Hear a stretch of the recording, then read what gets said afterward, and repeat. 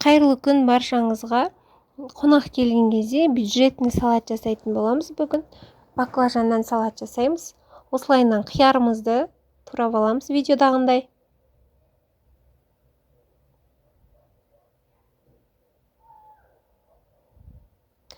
Одан кейін болгар бұрышымызды тураймыз дәл солай. Видеодағындай турап аласыздар.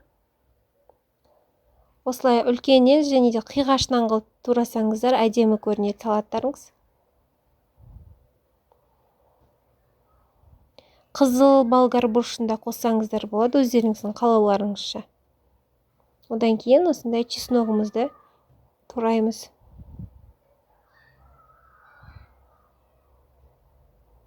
Одан кейін өстіп қызанағымызды тураған кезде ішіндегі жаңағы соустарын алып тастаймыз. Оны да дәл солай видеодағындай турап аласыздар. Баклажанымызды алып, дәл солай тураймыз үлкен қылып. Жаңағы қатты қызып тұрған майға бір салып аласыздар, қуырып аласыздар ғой. Ұзақ қуырудың қажеті жоқ, өйткені жаңа езіліп кетеді бұл ше. Қиярымызды, жаңағы тураған заттарымыздың бәрін бір ыдысқа салып, чесногымызды саламыз. Мына жерде менде грибы бар, осыны салат сататын жерден аласыздар. Жаңағы бұл күшті дәм береді. Одан кейін чим-чим для огурцы деген бар. Соны қосасыздар.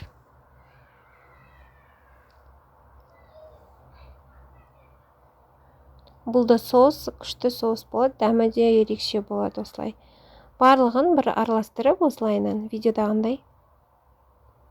Одан кейін табағымызға салып, жақындарымызға және келген қонақтарымызға ұсынатын боламыз. Өте дәмді болып шығады. Дайындап көріңіздер. Видеоны соңына дейін қарағандарыңызға рахмет.